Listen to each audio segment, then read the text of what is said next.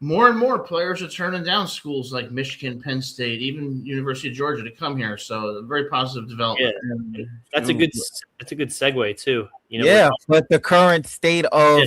college sports with it's at the end of the day, it still has to pass one more branch of government. It still has to pass the judicial branch. The judges have to agree to all of this. It's just an order signed by the president. It still has to be checked by other branches of the government. But if it does get passed, it would be effective immediately on August 1st, which means this wave of recruits 2026 and onwards would be going by those same rules.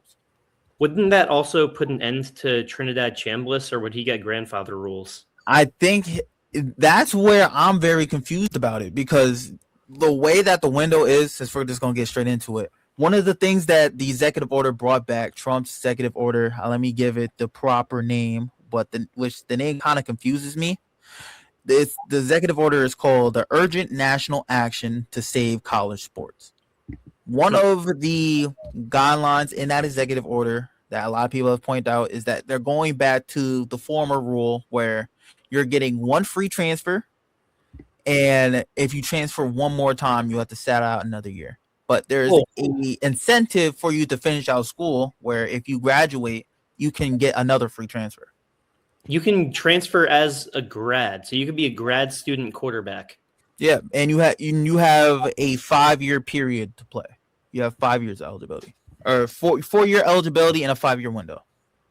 Yeah, so when President Trump was campaigning for office, he repeatedly said he wants to make America great again. And little did we know that he is going to make college football great again, because what does the executive order do? It limits you to one transfer. It severely restricts these collectives, which have been completely out of control and practically made college football a pay-for-play scheme. Oh, that's another thing. I think he's getting rid of pay-for-play and keeping NIL just to name, image, likeness. Yeah, and he's limiting eligibility for players to 5 years, so we don't have people who are 67 playing in college football with all of these exemptions. Now, it's only an executive order, but here's the thing, practically speaking. An executive order has the force of law and doesn't need congressional approval as it pertains to federal agencies in the executive branch. So it is binding as law on the agencies in the executive branch. What does that mean? Trump ordered that agencies in the executive branch restrict funding to these universities if they do not comply with his order. And let me tell you what that means. Universities are going to comply with the order because they don't want to lose funding. So it was kind of a nice roundabout way. My thing that I'm confused about that is a lot of these schools are private institutions that would be affected by this rule, at least in the FBS level. There are some state colleges at the FBS level, Michigan State, Oklahoma State, Ohio State, Syracuse. I think Syracuse also, at least in New York, are under that umbrella of CUNY. So college and Syracuse is private, I believe. Then Syracuse is not in that. Rutgers is a private institution. So a lot of these schools are private institutions that don't receive as much federal funding as schools that are by the state would, which is why my thing is, how would these schools react to that, knowing that this doesn't really affect us? We don't really get paid by the federal government. So you're saying that it could benefit a Miami, a Louisville, and maybe just still hurt? Like it could hurt. I think the Miamis, the Louisville schools that are private institutions, I don't know how much they truly fear the consequences, because at the end of the day, they didn't get paid from the federal government to begin with. Trump is saying primarily that if you don't go by these guidelines, we will restrict or cut federal funding to your institution. Right. So you know what that means? That means that for now, public universities are not going to comply with it if it puts them at a huge disadvantage as opposed to private universities. So I think there's something that's going to be worked out. There's going to be an agreement worked out probably at the conference level. So that there's more equity and that situation does not occur. Yeah. But Donovan's right, though, that ultimately Congress needs to get involved and pass legislation, because while this is progress and may have some impact, it won't have the universal impact that it otherwise might. But I will say Big Ten, the head of the Big Ten, the commissioner, Tony Petitti, was quoted as saying that the Big Ten Conference would like to thank President Trump for his leadership and continuing efforts to protect college athletics, and urges Congress to pass legislation addressing the critical issues undermining long-term stability. So I think that this is a positive step, and Jason is right. Rutgers is public, Louisville is public, USC, of course, is not public. So it's a positive step, but the details are gonna have to be worked out. It's interesting. No, you go, Gabe. My bad. All right, no worries. It's interesting that the Big Ten president. You said the Big Ten president? Commissioner, my bad. It's interesting that he says that, and because it has pros and cons for the Big Ten specifically. The pros would be teams that are on the lower tier conferences, or teams on the higher tier conferences that get high school recruits. They're more likely to stick around and have more incentive to do so. But the cons would be the Big Ten is a poacher conference in terms of talent from the FCS, from the non-Power 4 conferences and FBS. Group of six. It's a poacher of the Group of Six. Look at the Indiana team. They brought in Curcinetti, a former Group of Six coach. He brought his players from James Madison. They took guys from the Group of Six. Some of their better defensive players came from the Sun Belt. So you were talking about the commissioner. I want to just quickly talk about Indiana's reaction to it, because they were on the side of it, and they said they agree with what the Big Ten is siding with in terms of this executive order, which surprises me. The team that I know would agree with it is Rutgers, because Rutgers would get a strong boost from this, because a lot of their players wouldn't be able to transfer out besides graduating, which would cut out a lot of their transfers this year if it actually happened. But for Indiana's sake, you won a national championship bringing in over 20 transfers to your team, and most of those transfers were starters. So and it's kind of hurt their cause. Like, it's still ethical how Indiana did that too. It's not like in Ohio State and Oregon where it's a given that they're going to get a bunch of talent. They, even though it wasn't homegrown, they still created their talent pool. It's not like it was handed to them. So Indiana, I would agree. Indiana is one of the schools that hurts the most from this, because all of a sudden, for the first time in their 100+ years, they have an appeal, and they don't get to thrive off of it in the way that in Ohio State and Alabama, whoever has quite thrived off of it. But for Rutgers, because this is a Rutgers show, I once again feel, 50-50 about it. I for the same reasons that I talked about. There's players that don't quite get to play their freshman, sophomore years, and they want to go to a Temple. They want to go to a Duke. They want to go to another team that has been taken seriously in the past or could have a good future, but aren't quite there yet. And they get to play and see if they can test them. But at Rutgers, since they don't play for a year or two, they want out. And for those players, I think that would be beneficial. It, like Adam has preached on the show, it teaches patience. It teaches keeping your workouts going. It teaches earning your coach's trust. But then on the other side, while that does help us, it can also hurt us in the sense that, flip the bill a little bit. What if there's like a player, and look at our transfer portal this past year. It was almost all players besides one cornerback from Maryland who came in from out of conference schools, from non-Power 4 conference schools, and we played a little bit of money ball. And so there, maybe we'll still get some of those players because you can still transfer once, twice if you graduate, but that does hurt our chances if our whole defense is juniors that want to declare or seniors that run out of eligibility. That's where I'm concerned. Well, I think, number one, I do agree with the one transfer rule, because, you have these kids transferring from school to school to school. I don't think that's right. I think, you should have the option to transfer. But it shouldn't be unlimited, and these kids need to learn the value of perseverance, okay? And while balancing that with their ability to leave if they so choose, but not in an unlimited fashion. The other thing is this. name, image, and likeness. When the Supreme Court delivered its decision, NCAA versus Alston, what it contemplated was that players would be able to enter into contracts, let's say with Starbucks or with any corporate entity, and make money off of their name, image, and likeness. It did not contemplate collectives, in which you have schools like Texas A&M, Michigan, Ohio State, basically paying these players to come there. Look at Bryce Underwood, 9 or 10 million. Look at Arch Manning. Look at Carson Beck, offered $6 million from Miami. That's not what name, image, and likeness contemplated. So I do like the fact that it severely restricts what collectives can do. I think it's good for college football. But what you can expect is probably a lawsuit either by the players or by the agents. And the agents. By the agents. The agents are going to lose a lot of the money in this because they are the guys that are the middleman, where they represent a lot of these players and get them to these schools. They get a cut of that money.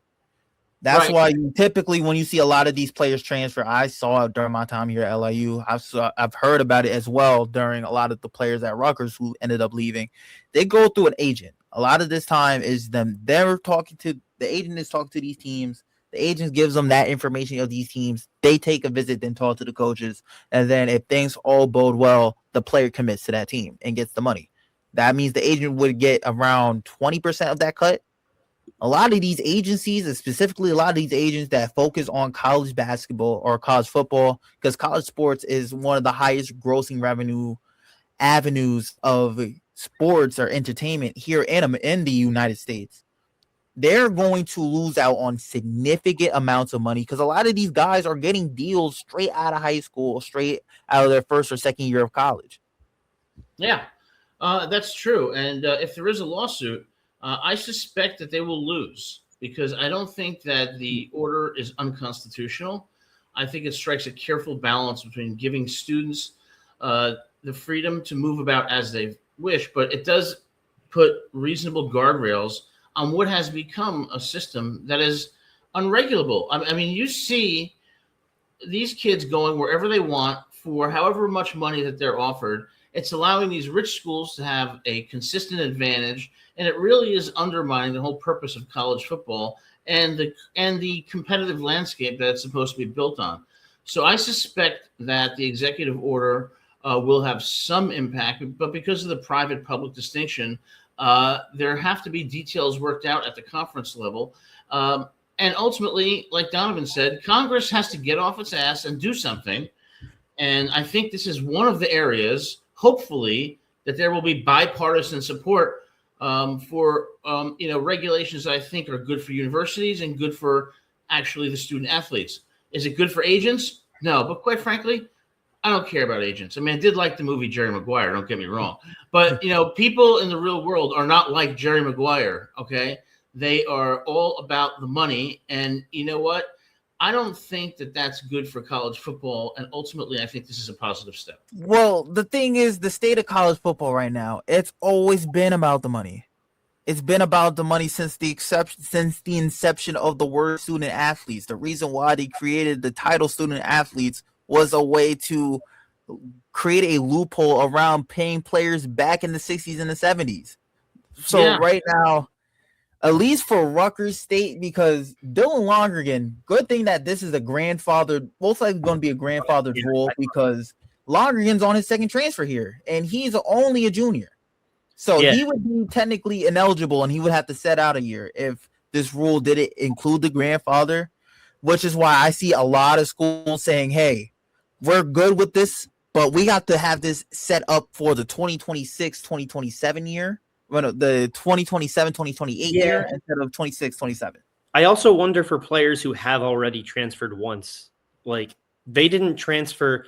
Say they transferred with their vision set on 1 year, and they're a sophomore or they're a junior. All of a sudden, they're forced into an extra year, an extra 2 years, and whether that's a good or bad thing, I'm not going to give my opinion on that. But what I am going to say is all of a sudden they're stuck in a position that they didn't think would be an issue before a week ago. I say that it's it's a somewhat of an issue because it takes a significant amount of power and leverage that players had, and it gives it back to the schools. And we've seen this before. If you give a lot of these schools or institutions an inch, they will turn that inch into 50 miles. That's what they did previously when these things were in court back in the 70s, 80s, and 90s. This is actual things that you can do research on based off these cases. But I kind of disagree with the one transfer rule, primarily because one, regular students transfer whenever they want. They have the ability to do so without being academically ineligible for an entire year. And you have to also play in the role that a lot of these schools are doing. A lot of these schools replace coaches left and right. That puts a lot of players in sticky situations because a lot of the times now their scholarships are in the hands of people that might want to keep them on their team or move them from their team. I remember when Deion Sanders first made his appearance to Colorado, that first spring meeting, where he said, I came in and I got a couple of luggage to bring in with me, and that luggage became players.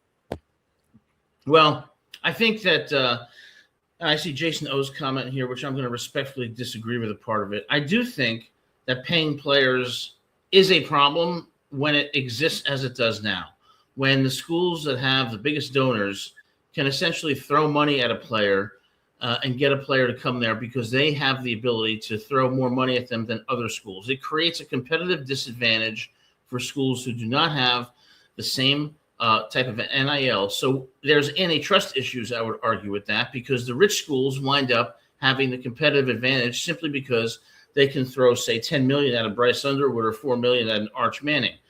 Players transferring, on the other hand, I think it's a problem when you allow players unlimited transfers because, first of all, the whole purpose is to develop players. Development is a big thing in college football and something that is a predicate to, playing effectively and being in the NFL. How do schools develop players if they don't know if they're going to be staying more than a year? I think you have to balance that against the players' freedom to transfer, which they still do have one transfer. So I think what the executive order does is it tells these universities, the public ones, the writing is on the wall, and we're going to cut your funding if you don't comply with it, which is going to propel other schools, namely to the private schools, are going to have to come together and come to some agreement because they're not going to abide by it while the private schools don't have to. So there's going to have to be some agreement. That's why I say it's a step in the positive direction. Yeah, that's where I'm saying with you. A lot of these private schools are going to have to talk about this because at the end of the day, right now,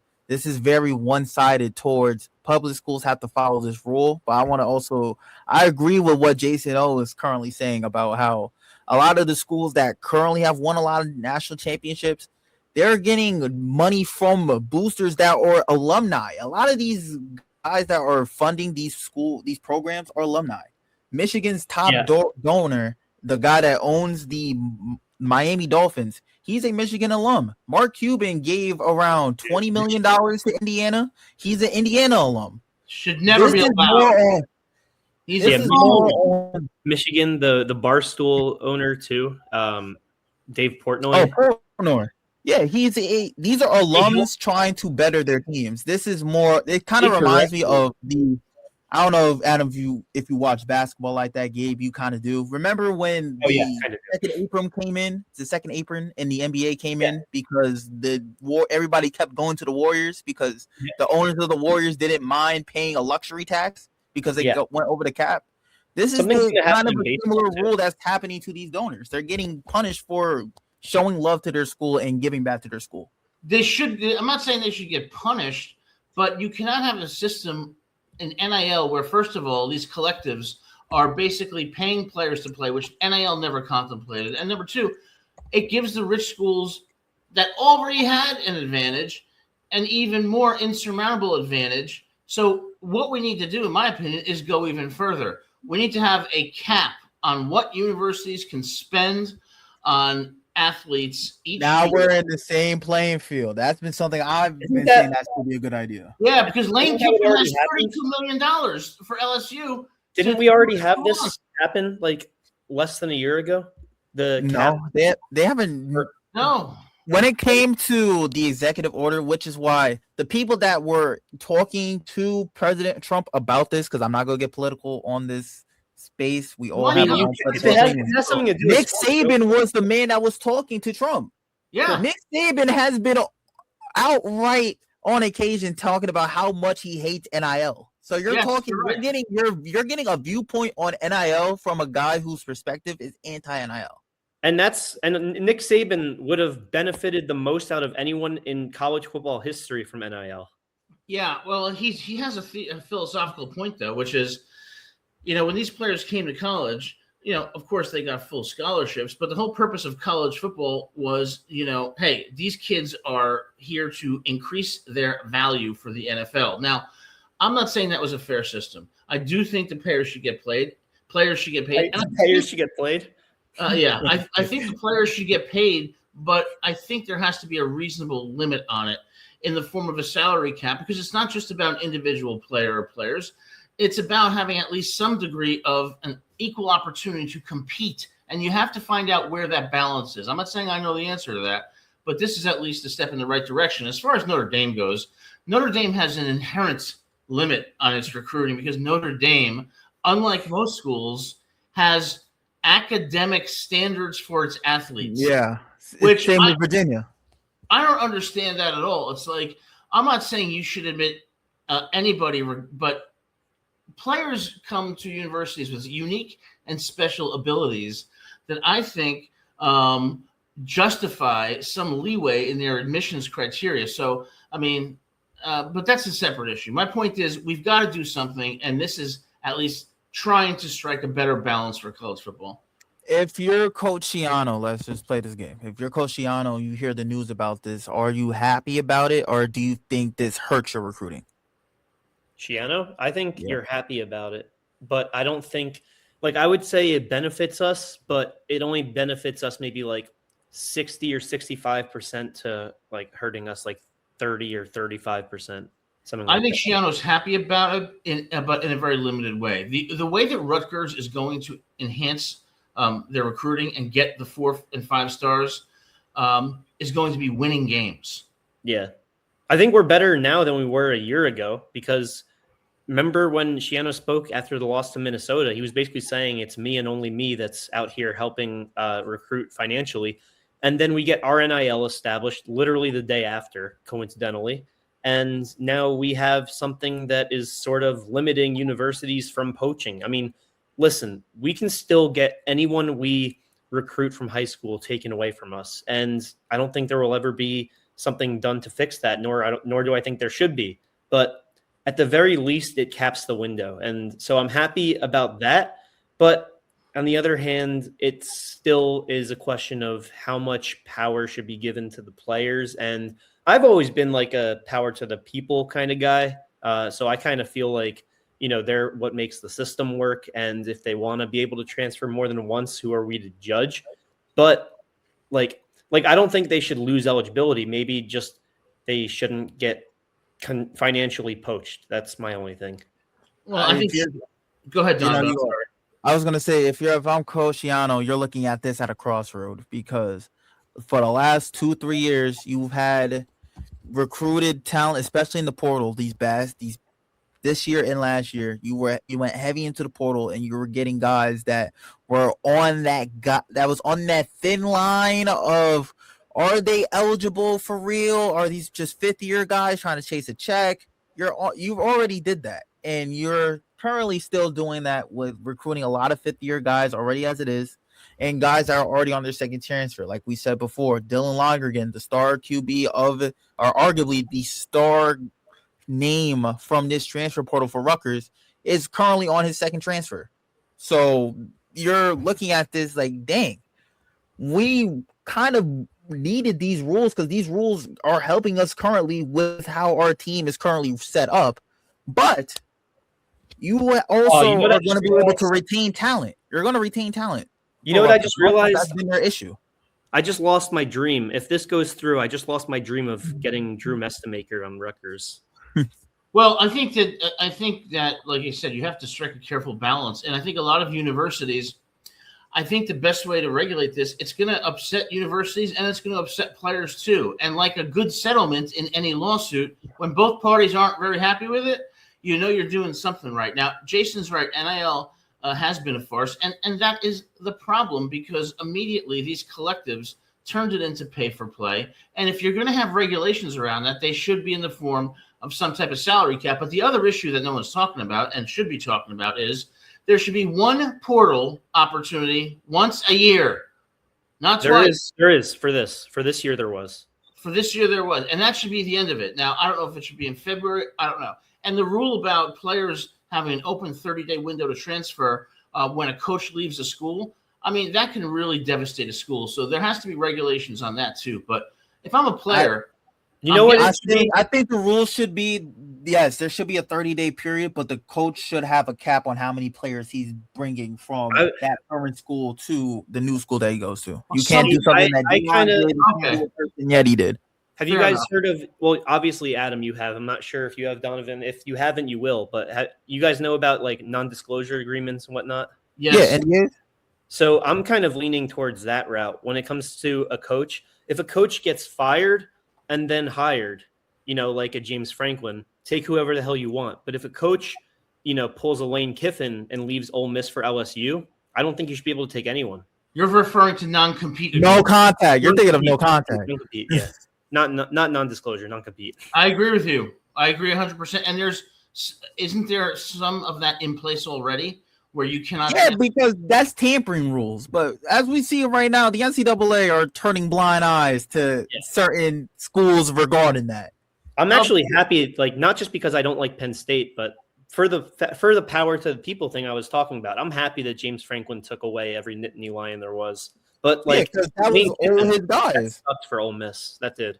That was all of his guys. For Lane Kiffin as well, you can arguably say a lot of those guys came for Lane. The thing is, for Rutgers right now, Schiano is here to stay. So a lot of these guys are coming for Schiano. They're going to stay for Schiano. I just wonder about this because this rule, out of any conference that it favors the SEC again. And it makes sense. Yes, the SEC is one of those, or based off of this executive order, all those schools are able to. Most of these schools are private institutions.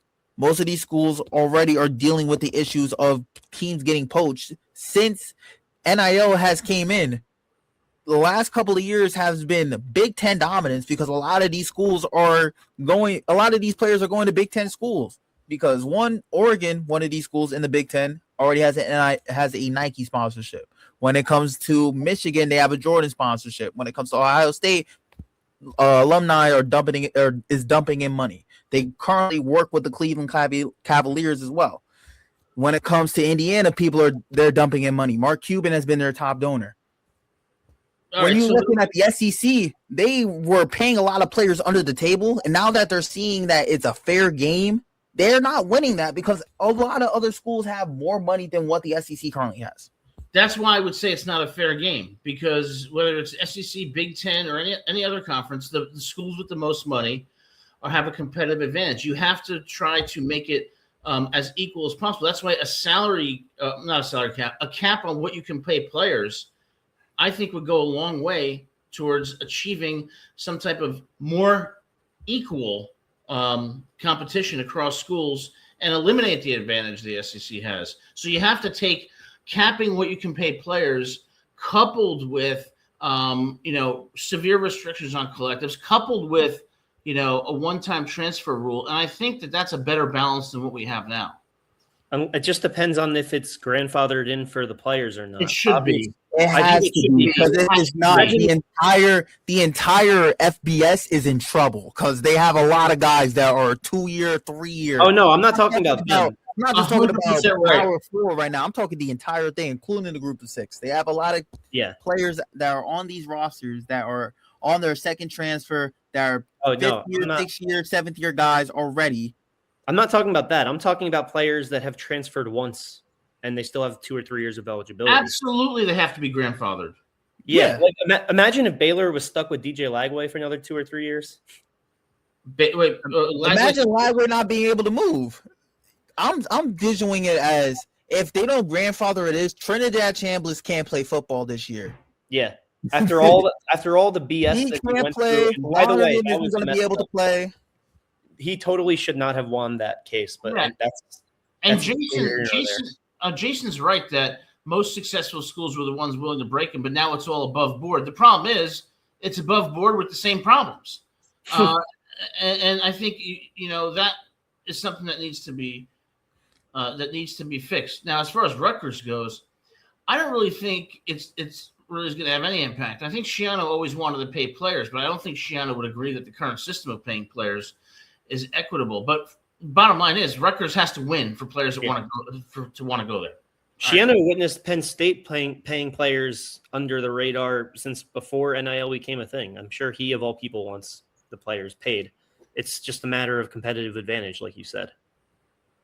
It's just when it comes to players moving, because we've seen so far players go from D2 to FCS or FCS to FBS. We saw this just right now with a player in Ted Hurst. He's going to be a draft guy. He's going to be a draft pick in the upcoming NFL draft. He's supposed to be a top 100 player. He came from Valdosta State, then went transferred again, and now he's going to be in the NFL.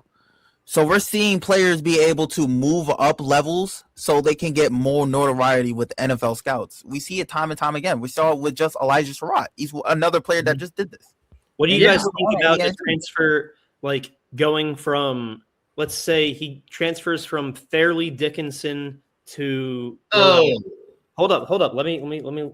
So he transfers from Fairleigh Dickinson to Quinnipiac or Rhode Island or something. He has the year of his life.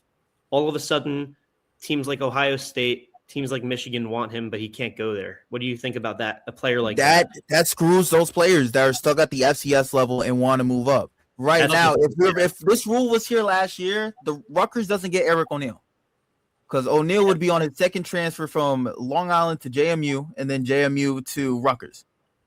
Okay, so that's a great point. And so maybe there can be an exception to the one transfer rule when it comes to transferring up to a conference, such as the SEC or the Big Ten. But the one transfer rule, like that's where the rule should be. There should be an exception. At least you should be able to have two transfers. You're only allowed to transfer once on that same level. That means if you're an FCS player, you only have one ability to transfer to another FCS school. If you're moving up, that shouldn't be something that hinders you. That's a good point. I think that's a reasonable exception, Donovan. But that would need to be an amendment that I don't know if Congress could think of. I don't think Nick Saban is telling Trump that, saying, "Hey, some of these guys actually move up and transfer to schools so they can get better opportunities to go to the NFL." Because Adam, yes, it's about development to make it to the 3-letter league, but you can develop as much as you want. If you're playing at a smaller school, that's going to affect how much people are able to view your film. It affects if you get invited to a lot of these senior bowls, whether it's the Shrine Bowl, whether it's the U.S. Army Bowl, whether it's the Reese's Senior Bowl. It also affects when you get drafted. A lot of these guys from smaller schools get drafted from rounds 5 through 7. You're not going to see a guy that comes from FCS get drafted in rounds 1 through 3. That affects how much money you make in the NFL. All right, that's true. That's a great point. All right, so let's have an exception where let's say player 1 from loser university plays really well and transfers to Penn State, and then wants to transfer, I don't know, to LSU. If you have an exception that says the one transfer rule is limited to transfers within the same level of conference, then it preserves upward mobility while still restricting transfers at the highest level. So that's where it should be. That's honestly that's the best move for the NCAA if they're going to figure out this order. At the end of the day, this order still has to get past the judiciary branch. A judge has to agree to the order or agree to some parts of this order, because I truly view from based off of this executive order, there's only going to be 2 things that get passed by the judges. I think they're going to pass the idea that schools aren't going to be able to create shadow companies in order to pay players, because that's how they were paying a lot of these players. They were saying, "Oh, we're giving them a promotion deal with this brand," despite the fact that this brand doesn't exist. And if you look at the accounting of this brand and how they get their money, is getting funneled right back to the school. I think they're going to shut that down, because not only does that set a price tag for all the players, it sets a cap automatically. It also creates a world where a lot of these players are just going to have to get brand deals, which what NIL was originally back in 2021. It was players getting brand deals.